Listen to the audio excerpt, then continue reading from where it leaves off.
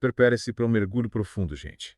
Um tema super importante, especialmente para quem está se preparando para a magistratura. A gente vai falar da interação do sistema judicial brasileiro com pessoas em situação de rua. É um módulo central do curso de formação humanística do professor Juliano. É isso aí. E para a gente navegar nesse universo, vamos aprofundar na Resolução 425 de 2021 do Conselho Nacional de Justiça.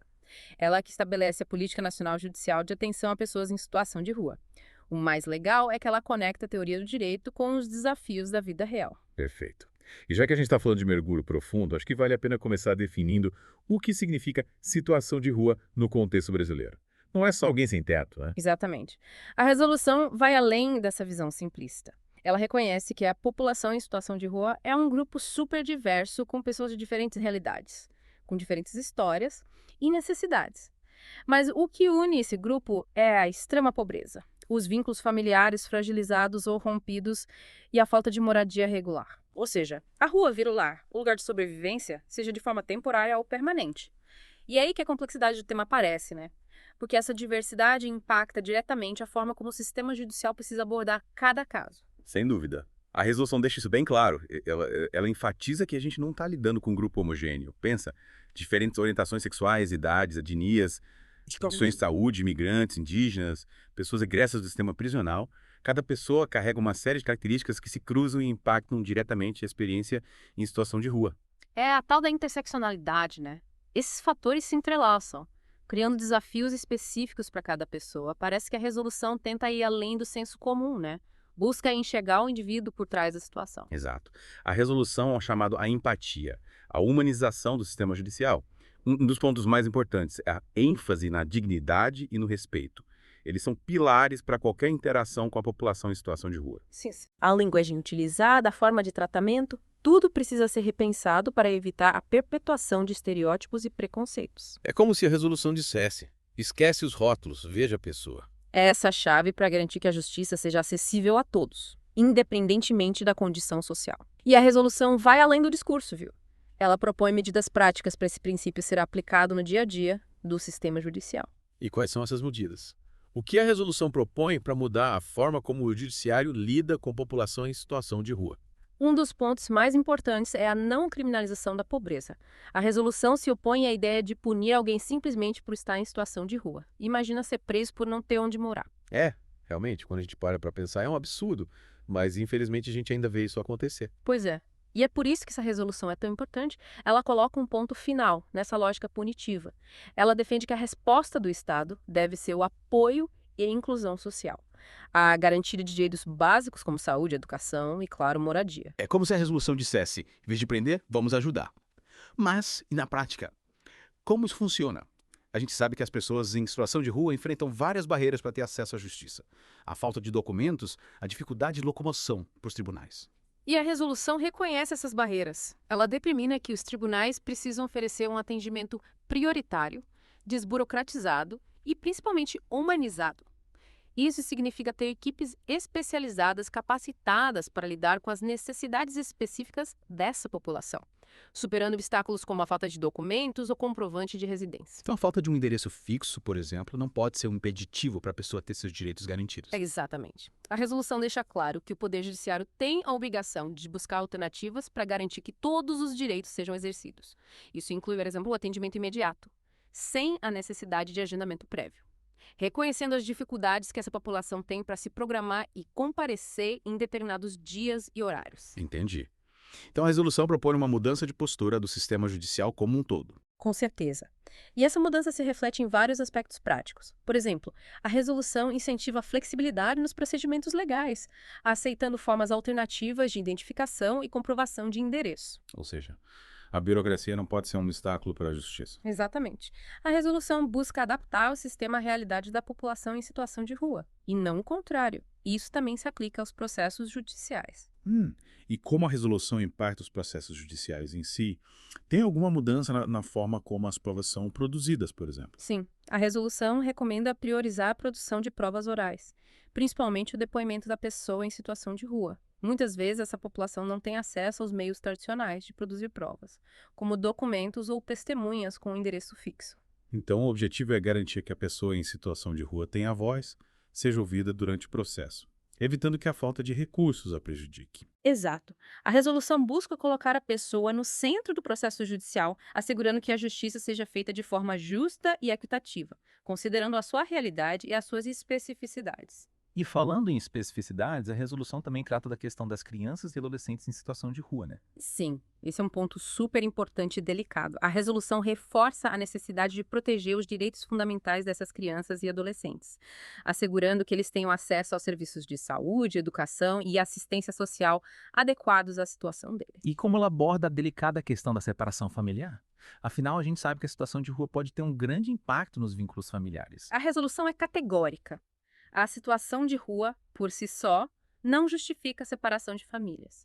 O objetivo é garantir a convivência familiar e comunitária, sempre que possível, buscando fortalecer os vínculos e oferecer o apoio necessário para superar as dificuldades. Ou seja, a intervenção do Estado deve ser sempre em benefício da criança e do adolescente, priorizando o acolhimento familiar e evitando medidas extremas como a institucionalização. Exatamente. A resolução defende uma abordagem humanizada e sensível à realidade dessas famílias, reconhecendo que a situação de rua é complexa e exige soluções personalizadas. E que tipo de medidas práticas a resolução propõe para proteger os direitos das crianças e adolescentes em situação de rua? A resolução define a necessidade de acompanhamento por equipes multidisciplinares, com a participação de assistentes sociais, psicólogos e outros profissionais capacitados para lidar com as demandas específicas dessa população. É fundamental ter uma equipe preparada para acolher essas crianças e adolescentes, né? Oferecendo suporte emocional, psicológico e social. Sem dúvida. O acolhimento deve ser feito de forma gradual e respeitosa, priorizando o diálogo e a construção de vínculos de confiança.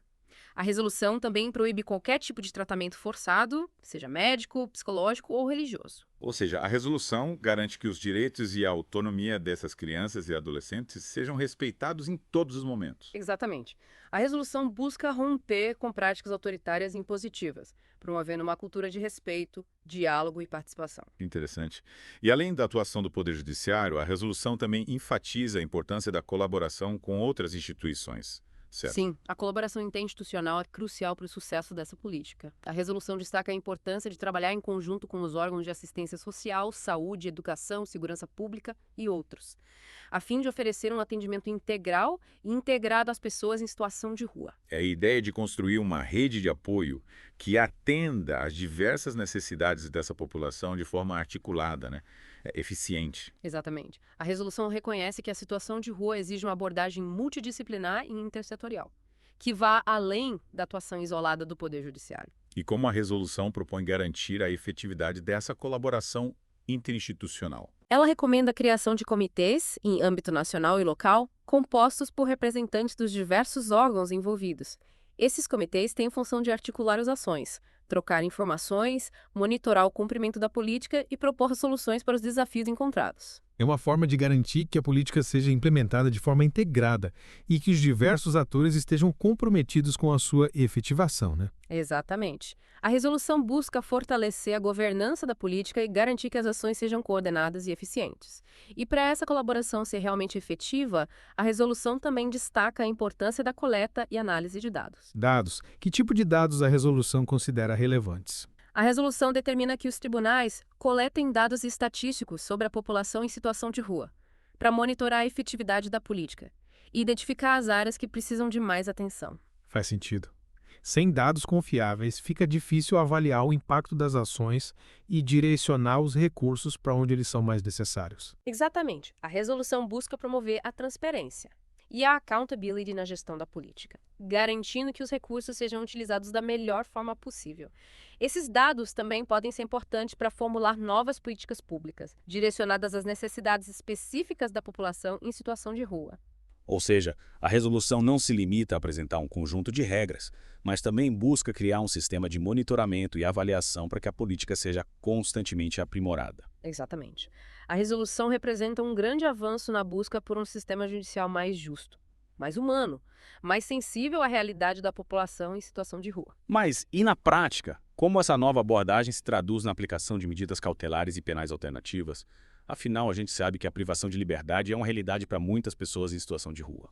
A resolução recomenda que os magistrados considerem a situação de rua da pessoa ao determinar medidas cautelares, buscando alternativas à prisão preventiva que sejam adequadas à sua realidade. Isso significa que a falta de moradia não pode ser o único fator a justificar a privação de liberdade. Exatamente.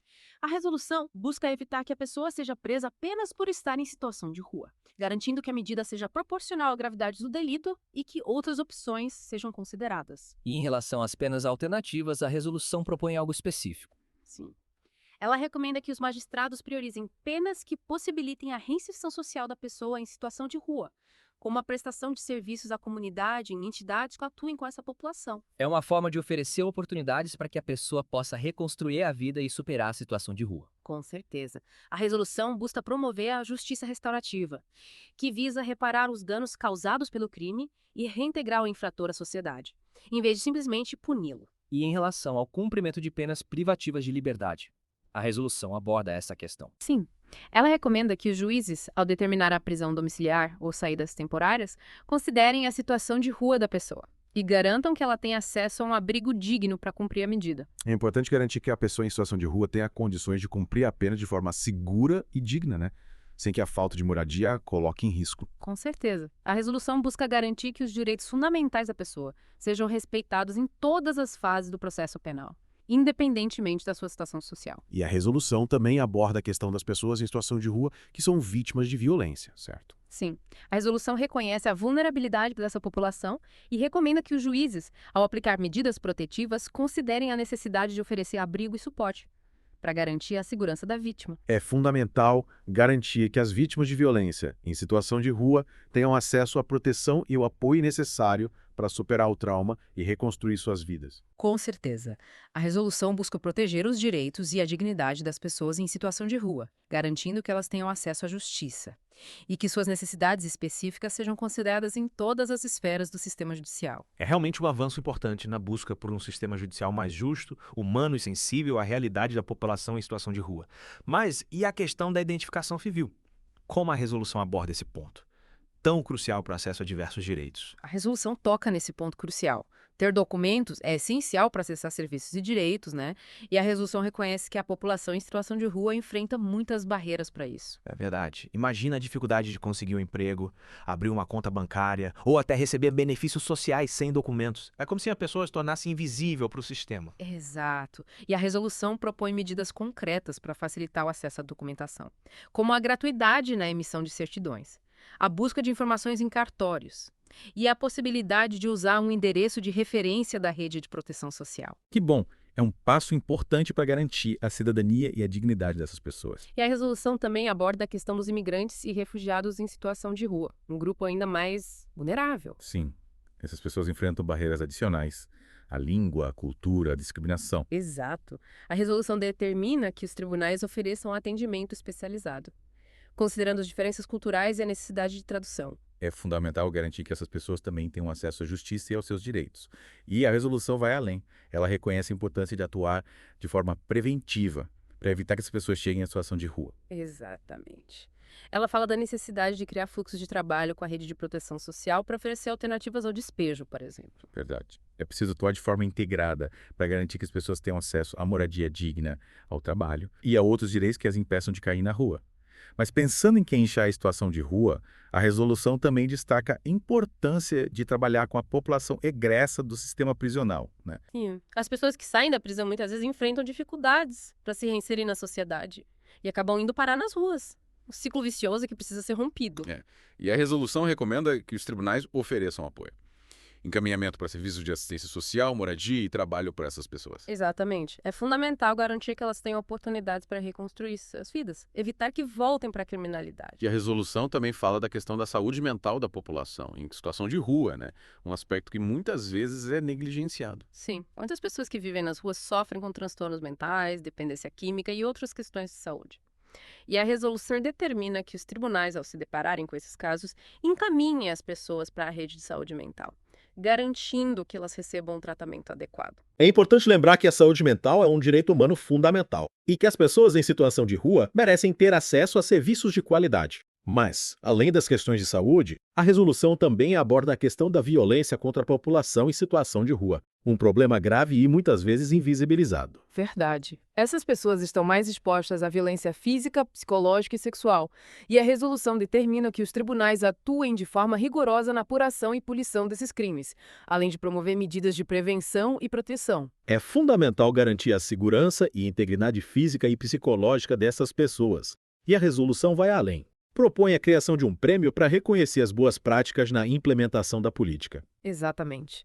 É uma forma de incentivar os tribunais a se dedicarem à causa da população em situação de rua e a compartilhar suas experiências exitosas. E também é uma forma de dar visibilidade à questão, de mostrar para a sociedade que existem soluções e que é possível fazer a diferença. Com certeza. Essa resolução é um marco importante na proteção dos direitos da população em situação de rua. É um exemplo de como o direito pode ser um instrumento de transformação social. Mas toda essa transformação só é possível com a participação de todos os atores envolvidos, né? Com certeza. A implementação dessa resolução exige um esforço conjunto do poder público, da sociedade civil e de cada cidadão. É preciso garantir que as medidas previstas na resolução se traduzam em ações concretas que cheguem até a população em situação de rua. E é preciso acompanhar de perto a implementação da resolução, cobrando dos órgãos responsáveis a efetivação das medidas propostas. Mas além da implementação, é fundamental que a gente, como sociedade, reflita sobre as causas da situação de rua. Afinal, a falta de moradia digna, o desemprego, a pobreza extrema, as desigualdades sociais, a falta de acesso a serviços básicos de saúde e educação são fatores que contribuem para que as pessoas acabem vivendo nas ruas. E para combater a situação de rua de forma efetiva, é preciso atacar as raízes do problema. Promovendo políticas públicas que garantam direitos básicos a todos é um desafio complexo que exige um compromisso de toda a sociedade. E a resolução é um exemplo de como o direito pode ser um instrumento de transformação social, nos mostrando que o direito não deve se limitar a punir, mas também deve proteger, garantir direitos e promover a inclusão social. É o direito a serviço da justiça social. E a resolução nos inspira a lutar por um mundo onde todas as pessoas tenham dignidade e oportunidade. Um mundo onde a situação de rua seja apenas um capítulo da história e não uma realidade permanente. Com certeza. Mas é importante lembrar que essa resolução é fruto de um longo processo de luta e mobilização social. Muitas organizações e ativistas se dedicaram por anos para que a população em situação de rua tivesse seus direitos reconhecidos e protegidos. E a aprovação dessa resolução é uma vitória importante. Mas a luta continua. É preciso continuar pressionando o poder público para que a resolução seja implementada de forma integral e que a população em situação de rua tenha acesso a todos os seus direitos. É preciso que cada um de nós faça a sua parte, Seja por meio de ações individuais, seja por meio do apoio a organizações que trabalham com essa população. Afinal, a construção de uma sociedade mais justa e igualitária é responsabilidade de todos nós. Mas para a gente não ficar só no discurso, vamos explorar na próxima parte do nosso mergulho algumas das medidas mais concretas que a resolução propõe para mudar a realidade da população em situação de rua. Perfeito. Vamos nos aprofundar em exemplos práticos de como o judiciário pode fazer a diferença na vida dessas pessoas. E você sabe, essa resolução ela não se limita só a ditar regras para o sistema judicial, ela vai além.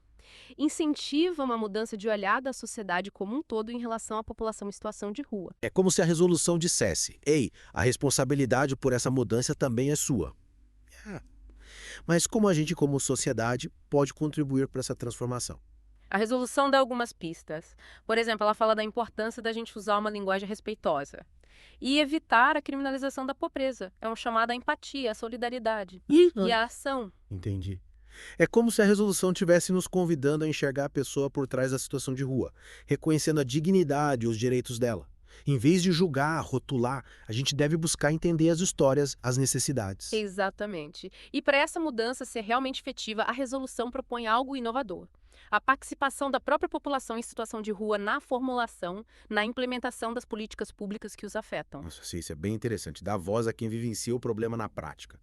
Mas como isso funciona na prática? A ideia é que as pessoas em situação de rua sejam ouvidas, que as demandas, as necessidades, as perspectivas delas sejam levadas em consideração na hora de criar políticas públicas mais justas, mais eficazes. Afinal, quem melhor do que elas para saber o que realmente funciona? Faz todo sentido. É como se a resolução dissesse: chega de criar soluções de cima para baixo, vamos ouvir quem está na base. E para garantir que essas políticas públicas sejam realmente eficazes, a resolução também destaca a importância de monitorar, de avaliar os resultados, a coleta de dados, análise de indicadores, a realização de pesquisas. Tudo isso é essencial para acompanhar o impacto das políticas implementadas. É como ter um termômetro para medir a temperatura da situação, né? Saber o que está funcionando, o que precisa ser ajustado, onde os recursos estão sendo mais efetivos. Exatamente. E essa transparência também é fundamental para promover a accountability na gestão pública.